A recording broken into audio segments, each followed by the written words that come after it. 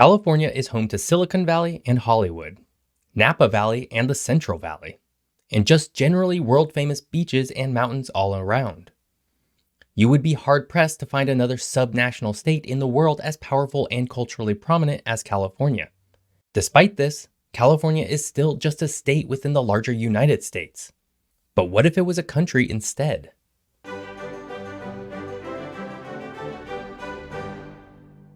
Hello, and welcome to What If Geography, where we try and answer the great geographic what-if questions of the world.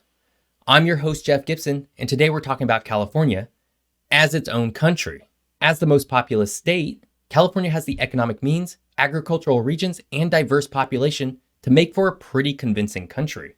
But while the Golden State has a lot going for it, it also has quite a few acute issues that would cause quite a bit of problems. But before we get into that, let's dive into just a little bit of history. California has existed as a state only since 1850, but prior to that, the general region that California exists in today has had a long and kind of tumultuous history.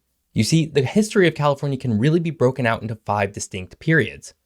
1, the Native American period lasting from about 10,000 years ago until the year 1542. 2, the European exploration period from about 1542 to 1769. 3, the Spanish colonial and religious indoctrination period from 1769 to 1821. 4, the Mexican state period from 1821 to 1848. And 5, the current period where California is a state within the larger United States. Each of these historical periods have contributed a significant amount of cultural heritage to the California we know today, and unfortunately, in this video, we do not have time to explore each in great detail. But just keep in mind that each of these periods has had a long-lasting effect on how California has developed over the decades. And of course, it's important to recognize that the state we know today is the historic land of over 30 native Californian tribes.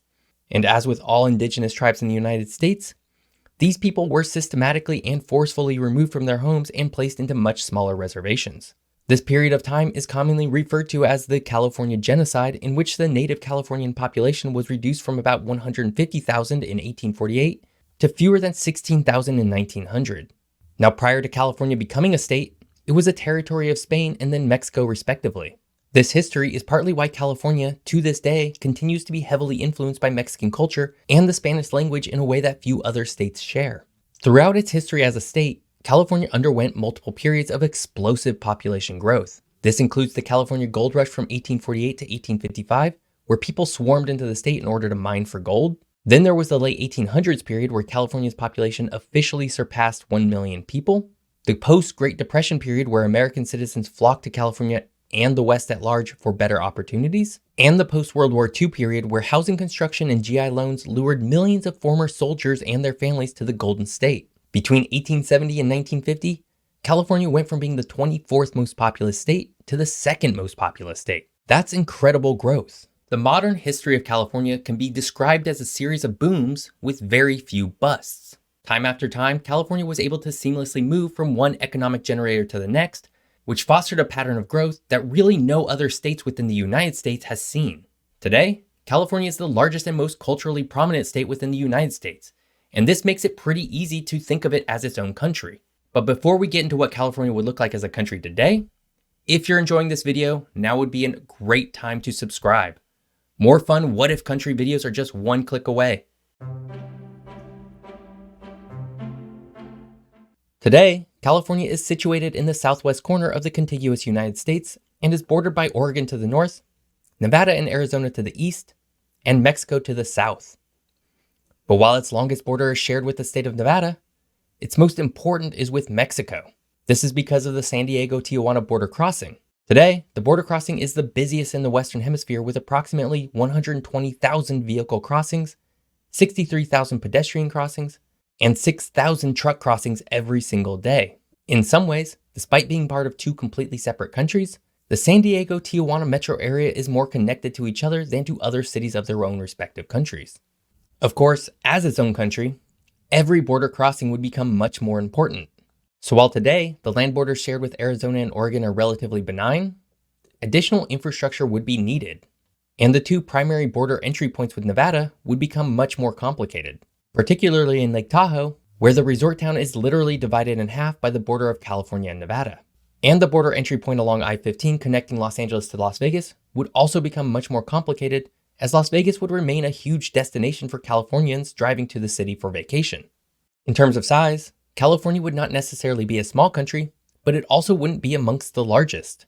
California today is currently just about 164,000 square miles, and is the third largest state in the United States, just behind Alaska and Texas. But if California was its own country, it would be the 58th largest country in the world, just ahead of Paraguay and just below Iraq. Despite its relatively small size, California would still have plenty of space for people who actually live there today and future generations of immigrants. Today, California is home to just over 39 million people. As a state within the United States, it currently ranks number 1, and not by a small margin either. The next largest state within the country is Texas with about 29.5 million people. As a country, California would rank as the 36th most populous country in the world, which is, oddly, right above Canada in terms of world population rankings. This gives California a population density of about 251 people per square mile, and would make California the 118th most densely populated country in the world, just below Costa Rica and just above Malaysia. For demographics, California would be a very diverse country. In fact, it's one of only 5 states within the United States that's majority non-white. For California specifically, 39% of the population identifies as Hispanic or Latino, 35% identify as white, 15% Asian or Pacific Islander, 5% Black, and less than 1% Native American. Linguistically, English remains the primary language across the state, but California also has a huge Spanish-speaking population. It's currently estimated that over 10 million people within California speak Spanish at home. That's about a quarter of the population at large, and explains why there's such a mix of English and Spanish throughout the state, much of this within the cities that exist closest to the Mexico border. Speaking of cities, California is home to many of the current United States' largest and most prominent cities. Los Angeles is currently the second largest city within the US and would be the largest city in the country of California with almost 4 million people. The metropolitan area of Los Angeles, which includes Orange County, is home to over 13 million people. Other major metropolitan areas include the San Francisco metro area with about 4.7 million people, the Riverside metro area with about 4.5 million people, San Diego metro area with about 3.3 million people, Sacramento metro area with 2.3 million people, San Jose metro area with over 2 million people, and the Fresno metro area with about 1 million people. For the capital, California would likely keep Sacramento, as it already has all of the political infrastructure that would be needed to keep the country running. In terms of subnational regions within the country of California, being such a large state, California would likely need to be divided in order to maintain local but higher level management systems. Currently, there's already a cultural divide between Southern California and Northern California. In fact, in 2016, there was a proposed ballot initiative to split the state into 6 separate states altogether.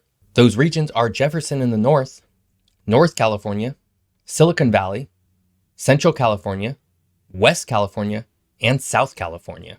This ballot initiative failed, and for a good reason, but it does raise the issue of local governance structures that California as a country would need, particularly with respects to each region's primary economic generators. California has a roaring economy and is home to both the entertainment industry in Los Angeles and the tech industry in the Bay Area. Because of this, California's economy ranks amongst the largest in the world. As of 2021, California's gross domestic product was $3.3 trillion annually, the largest GDP within the United States, and fully responsible for 1/7 of the US's GDP. According to the World Bank, if California was a country, it would be the 5th largest economy in the world, just above the United Kingdom and just below Germany. That's an incredible economy. And much of this is due to the fact that California is home to many of the most valuable corporations in the world. Apple, Alphabet, and Meta are all based in the Bay Area. Additionally, Disney, Universal Studios, Paramount Studios, Warner Brothers, and Netflix are all based in California as well, giving California a major source of cultural dominance over the world. In addition to the tech and entertainment industries, California is also home to a major source of agriculture. Currently, California is a bit of a bread and fruit basket for the rest of the United States, giving it a unique power over the United States.